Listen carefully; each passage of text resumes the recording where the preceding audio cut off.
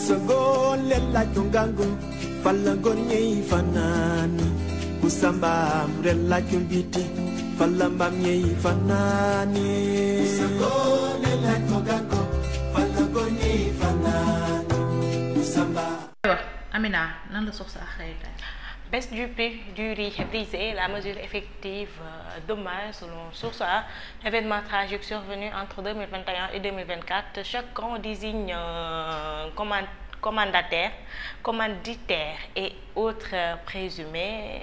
Amadou Ba moom expliqué na voilà mu nekk journée démb bi foofee ca Assemblée nationale après presque 10 tours wala 11 tours d'horloge ils ont fini par adopter li nga xam ne mooy la loi interprétative de la loi d'amnistie.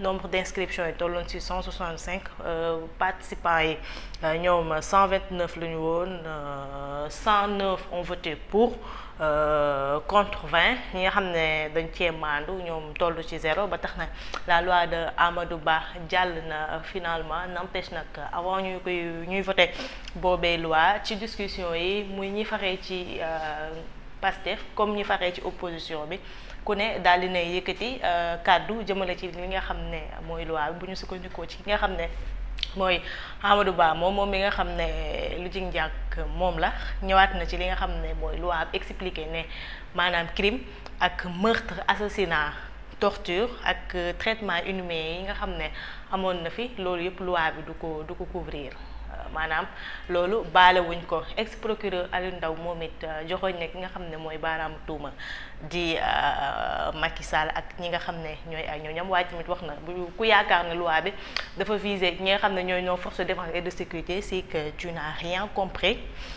Marie-Angélique Selbé Diouf moom tamit tontu na ñi nga xam ne ñooy député Takku Wallu ndax nee na leen pendant 12 ans yéen a fi nekk di sonal ñi nga xam ne ñooy sénégalais quant à Anta Babacar Ngom li mu wax mooy bëgg nañu xam ñi nga xam ne ñoo ñàkk seen bakkan ci mbir mi ñan ñoo leen rey waaye tamit ñi nga xam ne ñoo taal Auchan yi taal BRT taal TER ñoom it bëgg nañu xam exactement ñan lañu. Abou Mbow moom da loon prévenir li mu wax mooy les voilà ku lu jig njaag rek ci li nga xam ne moo xewoon yépp mooy le premier ministre mooy Ousmane Sonko alors pas besoin de chercher ñi nga xam ne mooy des coupables parmi les autres.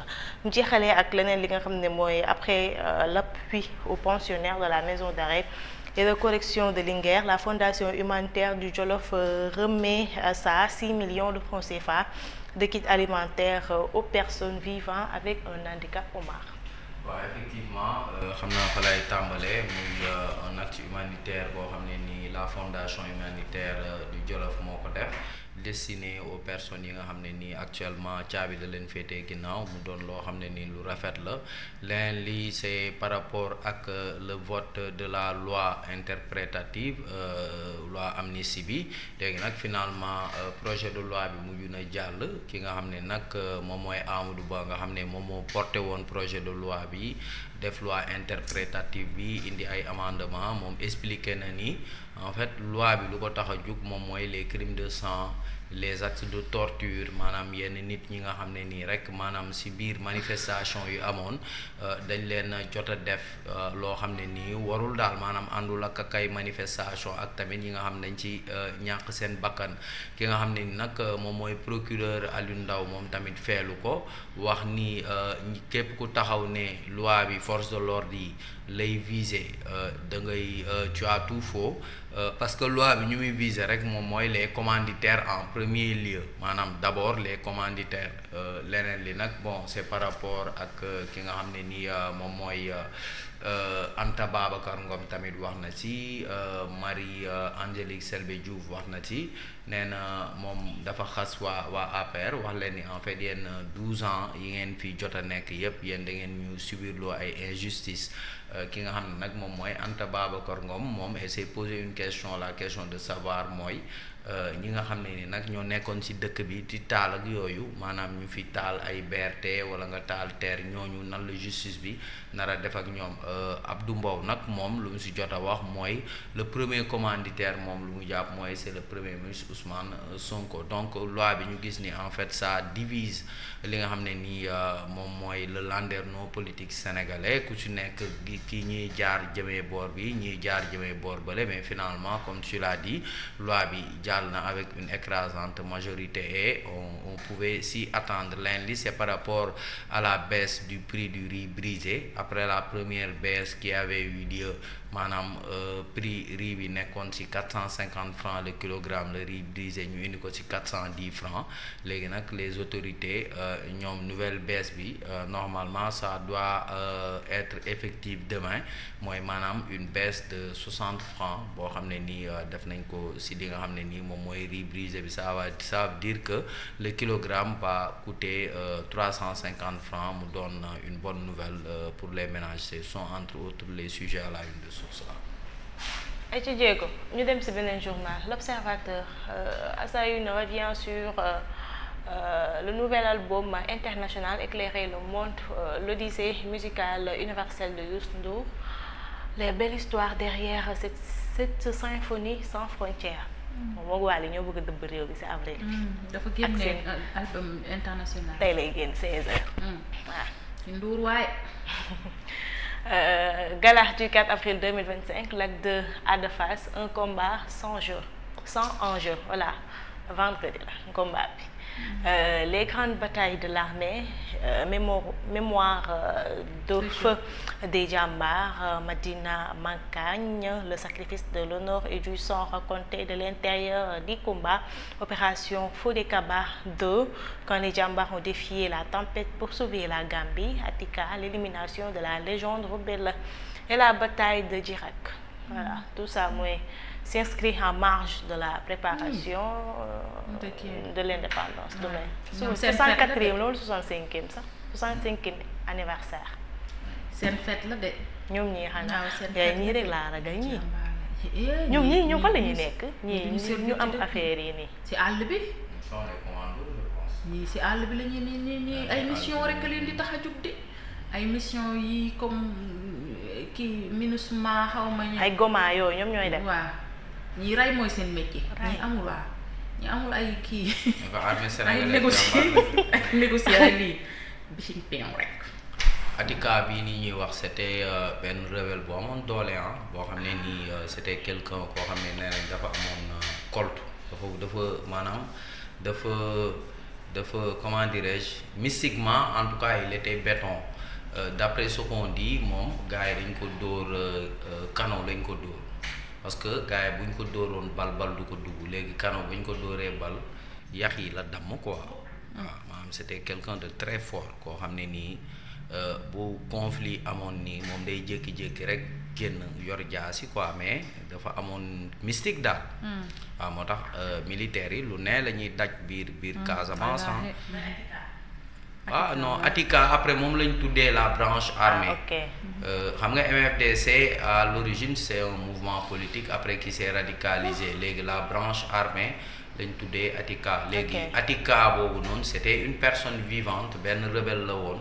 boo xam ne nii ku njool la woon géant nii doonoon rebelle boo xam ne nii jàmbaar la opération Fodé Kaba ba 2 bi c'était lorsque les jàmbaar sont allés bon parce que Gambie Gambie tamit amoon na fi ay instabilité armée sénégalaise dem intervenir fa comme armée sénégalaise ñu mësee intervenir en Guinée-Bissau aussi pour rétablir l'ordre constitutionnel tout ça donc mu doon loo xam ne nii bon jàmbaar yi daal ñun dañ leen war a sant rek parce que ñoom moom si on est en sécurité c'est grâce à eux. bu mel nii comme kii nu mu soloo nii daje naag moom mooy vendredi de tous les dangers te militaire nekk en place de la nation waaye yeneen foo mu ne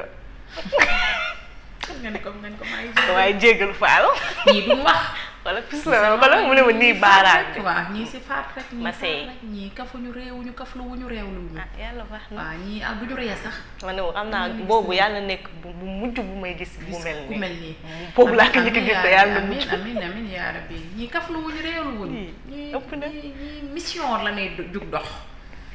Interprétation de la loi d'amnistie, l'Assemblée ouvre la voie à la haute cour, plus qu'un obstacle à la convocation en justice des ministres et autres personnalités de l'ancien régime. Le démarrage des poursuites, les cas Adji Sarr et Macky Sall, les éclairages d'El Amadou Thiam, président de Justice sans frontières, Ousmane Diagne, ministre de la Justice, selon lui, qu'on ne compte pas sur moi pour exercer la moindre pression sur les magistrats. loolu la woote ata jéego ñu dem Les Échos revient sur le compte installation du dépotoir d'ordures. Les populations de Tobor se tournent vers la justice. Des sommations adressées aux maires de Ziguinchor et de Niamone. Le tribunal de Ziguinchor et la Cour suprême envoient d'être saisis un huissier commis pour établir un procès verbal de constat. Mort de feu Mamadou Moustapha Ba, le procureur a fait une commission rogatoire internationale. Les enquêteurs toujours dans l'attente des instructions du chef de parquet. Omar lii laa comprendre. Non, une commission rogatoire, ça veut dire que dafa maanaam dénk enquête rek. Quand le procureur fait une commission rogatoire, ça veut dire que tey jii am na léegi une commission rogatoire internationale. Day dénk ay enquête benn mandat ay enquêteur benn mandat pour ñu dem enquêter sur le dossier. waaw ma yaakaaroon ne après kii publication après ba procureur jotee rapport autopsie bi da ngaa classé woo sans suite. Non classé wu ko de le dossier est toujours en instruction mais gisoo lu mu la si bindalaat si suuf ne la les enquêteurs sont toujours dans l'attente des instructions du parquet. Une commission rogatoire loolu la rek c'est quand le juge confie un mandat pour enquêter à des officiers de justice wala quand le procureur le fait léegi nag je sais pas parce que la mort de Mamadou Moustapha Ba c'est comme si la déclaration de Moustapha Sarré dafa relancer encore le débat sur la mort de Mamadou Moustapha Ba parce que effectivement def nañu autopsie bañ defee autopsie bon après gisuñu ñu woo kenn gisuñu kii kenn donc bon en tout cas daal. D'accord. Ousmane Diagne revient et crache ses vérités. Li mu wax mooy je n'ai jamais accepté qu'on fasse pression sur moi. ba tax na bu kenn xaar ñu teg ko pression moom pour mu teg ko magistrat yi. aca jéego ñu dem. Vox Populi revient sur l'amnistie, la loi d'interprétation adoptée après 12 heures de guérilla verbale. Voilà mooy li ma doon wax sànq rek mujjee na loi bi mujjee na jàll malgré les 2 questions préalables et les 15 amendements ainsi que les 12 explications de vote de kii de Abou Mbow dem di tuuti mu tuuti amoon doole tuuti te soog El Malick. man El Malick mii man Amadou Ba. yàlla baax na daal mu ni l'APR annonce la. Un recours au Conseil constitutionnel par le biais des députés. jaru ko wóor na yàlla gis nga yii yëpp ay conséquences jaru ko man bàyyi enquête bi suivre. mu dem na droit nañ wax droit rek. ñu xool fan la wànneen di mujjee ki gëtam. en tout cas ministre bi lu mu wax de dal na xel moom. waaw moom ma gënal nañ bàyyi enquête bi dox.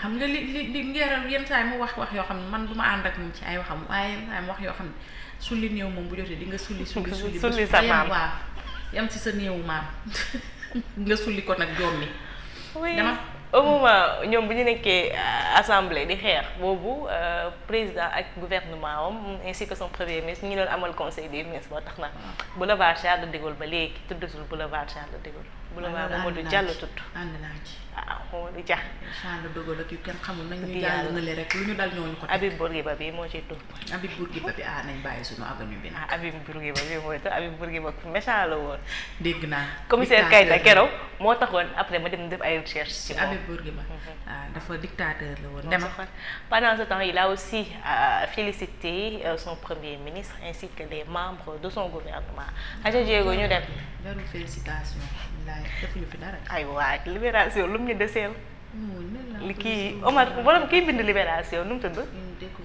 nu mu tudd kii bind Cheikh Mbacké. Cheikh Mbacké deseetuñ dara man Ousmane wu lan la. Le mystère nit du la bunker wala rempli d'ossements. Ousmane La police ouvre une La enquête. découverte a été effectuée hier au niveau du foyer de charité du Cap des Biches à Rufisque, qui se trouve dans un camp militaire de l'époque coloniale. À première vue, certains des ossements laissent penser à des caractéristiques humaines, d'autres sont ceux d'animaux. Les éléments du commissaire de Rufisque déployés sur les lieux. La police scientifique procède à plusieurs prélèvements pour des analyses. La police ouvre une enquête après une découverte troublante. Le mystère du bunker rempli d'ossements. La découverte est au niveau du foyer. yow liir nga ba pare Omar. bu ñu ngi demal assemblée nationale de heure baa ñu mais lii nii c'est grave. dossier criminel déedéet man Ousmane bëgg naa xam Ousmane yi nit la. da nga ko gëm ak Ousmane wu kan la. da nga ko gëm. gëm naa ko kay. Mais bien sûr Fatima nag Cheikh ay Mbacké. yaxu kan la. assemblée nationale de des dossiers criminels. yaa lii c'est important. billaay man non ay mais yaxu kan la. kii Cheikh Mbacké c'est pas dégg quelqu'un mun na boo d'autres xam sont ceux d'animaux bi mu waxee d'autres sont ceux d'animaux rek man laa ci pare. Deuxième paragraphe bi ngay lire après vu certains ossements laisse penser yaa ngi dégg laisse penser bi nga xamante ni moo si mujj d'autres sont ceux d'animaux man laa pare ci wax ji. demal. voilà suñu waa def loolu kay. waaye demal yaa liirul bu baax rek. waaye baax na l'Assemblée nationale déterre les dossiers criminels xam naa samedi dina ñëwaat ak leneen aux événements man mi loolu laa doon xalaat bi. nga ne ko ça peut être lié ça peut être lié aux événements. attention jéego ñu dem Ousmane yaxi kan la yor revient sur la loi d'interprétation mais nag démb déglu naa ko ak xel déglu naa ko ak xol mais ak lu ñu ko mën a waxal mais ce gars il est très fort il connaît le droit. mais bien sûr. Il connaît ce qu'il dit, d'autant plus qu'il n'a pas besoin de lire pour pouvoir expliquer. moo tëgg loi bi. mais il connaît bien ça. moom moo tëgg loi bi kay moom da koy gëm sax di ko wax. dama ni moom moo tëgg. démb ay cours magistral la ñu joxe dama ni la soo toggee sa soo waree defar gratin mën ko lool tàmm ko di ko defar. da ngay teg feuille pour mën a defar sa gratin. nañ waxante dëgg moom ce qu'il a dit c'est clair du ko wax du ko da koy gëm di wax. c'est clair peut-être que les gens ne sont pas d'accord mais moom lu mu wax c'est clair. man de moom démb moom ci am na ci quelques fans yoo xam ne il m'a eu vraiment. non dama ñu dem jéego. À la face de guerre, choc de l'indépendance. Je suis le général pour avoir disputé 3 combats le 4 avril à Djilac 2. Guédiawaye a besoin de cette victoire. Et j'ai envie de faire plaisir aux supporters. Je suis un attaquant, donc je vais attaquer Lac 2. Non seulement Lac da cee bokk bëreem J'ai la bonne man stratégie. bëreem doy na. kii day rasu ba mu jeex. man bëreem doy na en plus man daal doy na daal. ma c'est que Lac dóor bi mu fi dóoroon man xam nga gàcce day jàpp bi bàyyi boromam jàpp ma wala ma am gàcce ba tey. ci dóor bi nga fi avec visa yi dóor nit yi. waaw loolu laa wax moo tax man daal merci nit ñi di ko kiiwa di ko fa laa leen meree nag. mel ni ñi nga xam ne dañ koo def voilà na nga xamante ni dañ koo def nekk ci kaso ba. da leen gën waaw da leen xam nga la moo si gën a garaaw nit yi dañ koo kettal fayal ko après moom bu fekkee xaalis bu mu dóoroon mi ngi ko denc bu génnee continuer lekk xaalisam. yàlla baax na Sénégal. yaa nañ ko daal loo woon a sax jël lii ba nga xam ne ni moo nekkoon à la tête jërëjëf rek pour kaawu lakk daanaka. jeex na. c'est bon. Diego, c'est bon? On te retrouve dans un instant pour la dernière partie de cette émission.